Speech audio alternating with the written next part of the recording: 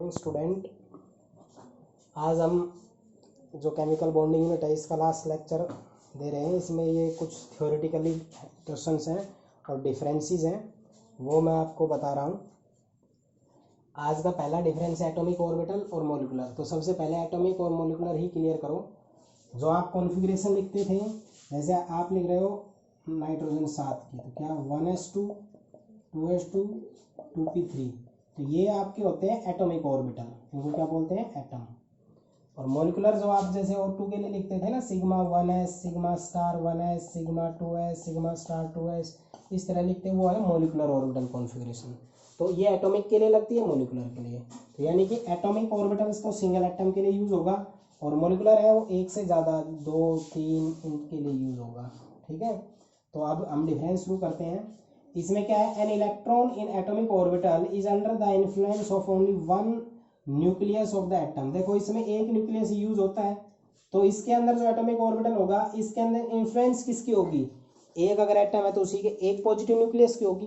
ठीक है, और इसमें कितने होते हैं, एक से ज्यादा होते हैं। तो क्या लिखोगे, an electron in the molecular orbital is under the influence of 2 और more nuclei depending upon the number of atom present. जैसे ऑक्सीजन के अंदर 2 थे, तो इसके 2 एटम्स के कॉम्बिनेशन से बनता है। मान लो आपके NH3 है, ये 4 है, 1 2 3 4, इनके कॉम्बिनेशन बनेगा। तो ये 2 या 2 से ज्यादा के ऊपर की बात हो गई ना, तो इसके अंदर तो only one positive nucleus of atom की हो गई, इसके अंदर 2 या 2 से ज्यादा की हो गई। वो डिपेंड किस पे करता है कि कितने एटम आपके इसके अंदर यूज हो रहे हैं। 2 यूज हो रहे हैं तो 2 न्यूक्लियस कंबाइन होंगे, 3 यूज हो रहे हैं तो 3 कंबाइन होंगे। ठीक है, एटॉमिक ऑर्बिटल जो होता है, ये किसी भी उसकी इनहेरेंट प्रॉपर्टी होती है, यानी कि एटम के अंदर जो प्रॉपर्टी होती है उसी के ऊपर ही ये आपका एटॉमिक ऑर्बिटल फॉर्म होता है। मॉलिक्यूलर ऑर्बिटल जो होता है, ये कॉम्बिनेशन से होता है। तो कॉम्बिनेशन से होता है तो इसकी खुद की प्रॉपर्टी नहीं है, इन दोनों की अलग अलग प्रॉपर्टीज से ये आपका एटॉमिक ऑर्बिटल फॉर्म होता है। इनकी शेप अगर आप लोगे, जैसे S ऑर्बिटल था, P था, D था, F था, तो इसकी शेप, इसकी डबल, इसकी डबल डबल, इसकी ट्रिपल डबल। ठीक है, ऐसे इनकी जो ये इनकी शेप होती है, ये हम बता भी नहीं सकते, क्योंकि ये काफी कॉम्प्लेक्स शेप कंटेन करते हैं। तो याद रखोगे, जो एटॉमिक ऑर्बिटल होता है ये ओनली वन पॉजिटिव न्यूक्लियस से होता है, ये होता है 2 या 2 से ज्यादा के होते हैं, जितने एटम प्रेजेंट उनके कॉम्बिनेशन से। एटॉमिक ऑर्बिटल जो होता है ये इनहेरेंट प्रॉपर्टी होती है, जो मॉलिक्यूलर ऑर्बिटल होता है ये कॉम्बिनेशन ऑफ एटॉमिक ऑर्बिटल होता है। इनकी शेप सिंपल होती है और इसकी शेप कॉम्प्लेक्स होती है। अब दूसरा डिफरेंस है बॉन्डिंग मॉलिक्यूलर ऑर्बिटल और एंटी बॉन्डिंग। तो आपने जो एमओ डायग्राम बनाया था, उसमें कॉन्फ़िगरेशन लिखी थी sigma 1s sigma star 1s sigma 2s sigma star 2s sigma 2pz पाई 2px, इस तरह के आपने एटॉमिक ऑर्बिटल लिखे थे। तो इसमें 2 आ रहे थे, या तो विदाउट स्टार या ये स्टार। तो जो विदाउट स्टार होते हैं इसको बॉन्डिंग कहते हैं, और स्टार वाले को एंटी बॉन्डिंग कहते हैं। ये फॉर्म कैसे होते हैं उसके लिए मैं बता रहा हूँ। देखो, जो एमओ डायग्राम दिया गया था, वैथ नाम के साइंटिस्ट ने ये कहा था कि जो ये ऑर्बिटल होते हैं ये वेव फंक्शन की तरह बिहेव करते हैं। इसकी तरह बिहेव करते हैं, वेव फंक्शन। ये पॉजिटिव लोग, ये नेगेटिव, ये नेगेटिव, ये पॉजिटिव, इस तरह से। ठीक है, तो जब ये एटॉमिक ऑर्बिटल्स एक दूसरे से कंबाइन होते हैं, तो इनका पॉजिटिव पॉजिटिव और नेगेटिव नेगेटिव होता है, तो इनका रिजल्टेंट बढ़ जाता है। ये तो ये इसका वेव फंक्शन रिप्रेजेंट कर रहा हूँ मैं साई ए, और इसका कर रहा हूँ मैं साई बी। यानी कि ये साई क्या होता है, ये हमने सेकंड यूनिट में बताया था। साई जो होता है ये होता है वेव फंक्शन। क्या रिप्रेजेंट करता है, किसी भी वेव के एम्पलीट्यूड को रिप्रेजेंट करता है। तो इसने बताया कि ऑर्बिटल जो होते हैं वो वेव ट्रेन की फॉर्म में होते हैं। अगर इनका पॉजिटिव पॉजिटिव नेगेटिव नेगेटिव मिले तो ये बढ़ जाता है। इसको तो कहते हैं, इस फॉर्मेशन को तो कहते हैं बॉन्डिंग मॉलिक्यूलर ऑर्बिटल। और अगर इसका पॉजिटिव इसका नेगेटिव पॉजिटिव, तो ये वेव फंक्शन डिक्रीज हो जाते हैं। तो ये हो जाएगा साई ए माइनस साई बी। ये क्या हो जाएगा, इनके मिलने के बाद साई ए प्लस साई बी।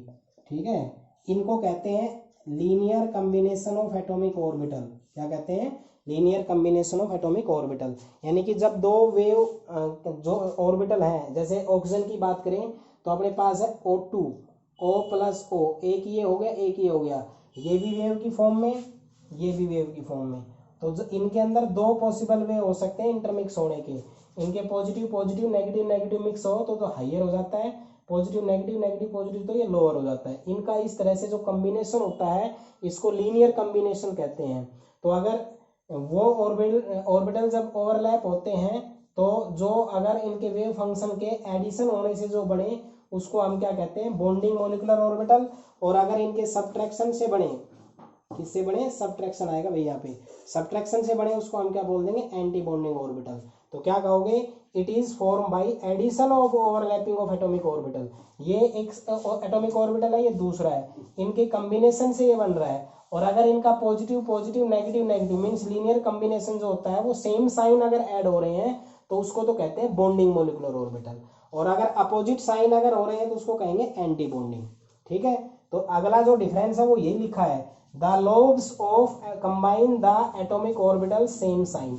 ये कब बनते हैं, जब सेम साइन के कंबाइन हो, और ये कब होते हैं, जब डिफरेंट साइन के।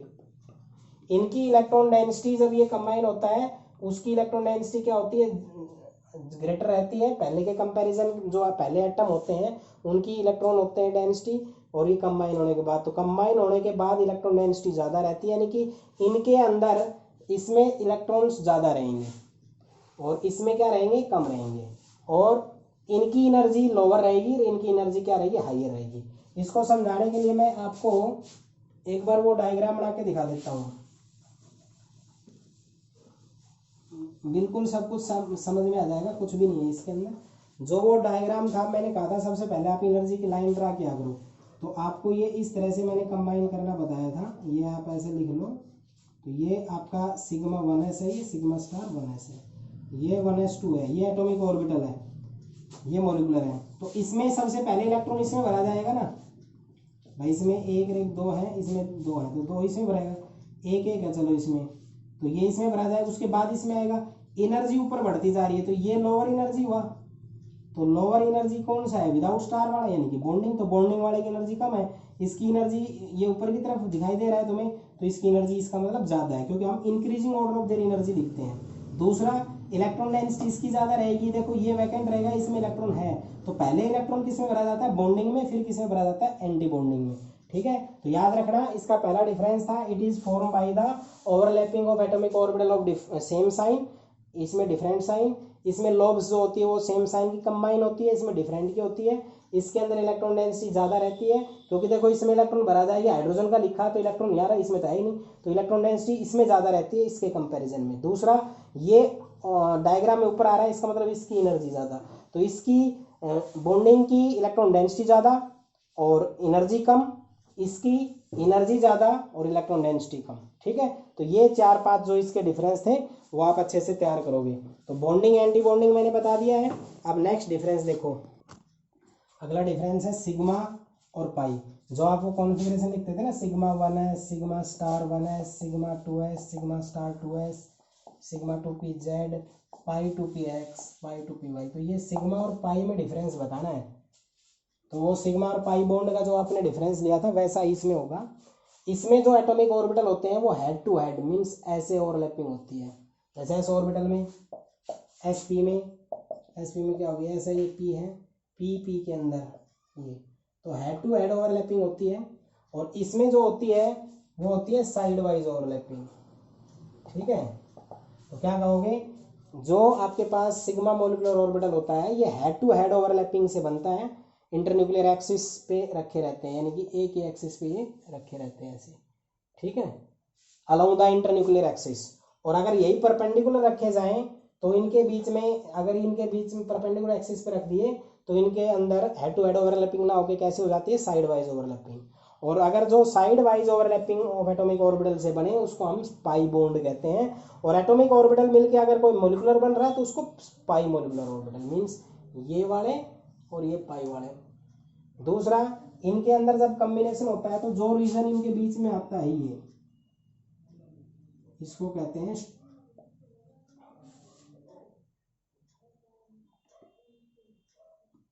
ठीक है, स्ट्रेंथ क्या होती है इनकी, ओवरलैपिंग मैक्सिमम होती है, और इसके अंदर क्या होती है, मिनिमम।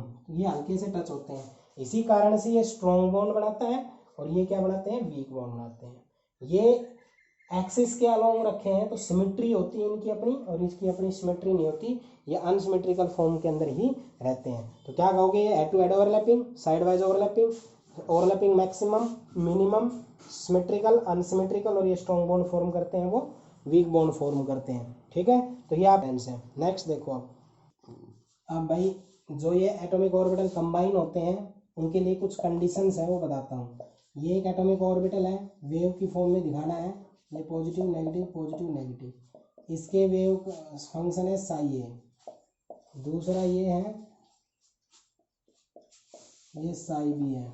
ठीक है, ये वेव ए को रिप्रेजेंट करते हैं, ये वेव बी को रिप्रेजेंट करते हैं। तो इन दोनों आपस में कंबाइन होकर एक नया वेव अगर फॉर्म होता है तो उनके लिए क्या क्या कंडीशंस चाहिए।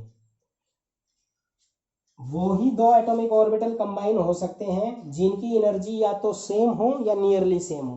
तो क्या बोलोगे, ये यही लिखा हुआ है, the combining atomic orbitals must have same और नियरली सेम एनर्जी।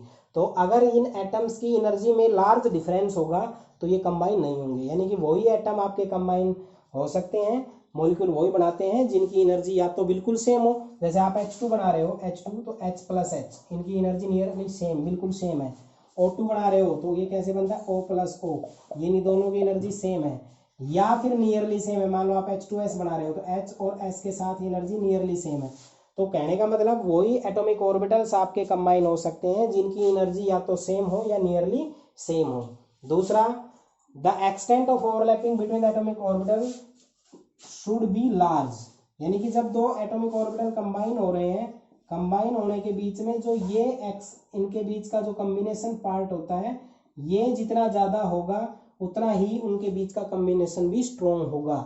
इसलिए सिग्मा ऑर्बिटल्स जो बनते हैं वो स्ट्रॉन्ग बनते हैं और पाई वीक बनते हैं, यानी एक्सटेंट ऑफ ओवरलैपिंग ज़्यादा होनी चाहिए, ज़्यादा उनका जो एरिया है वो उसके अंदर क्या होना चाहिए, कंबाइन होना चाहिए।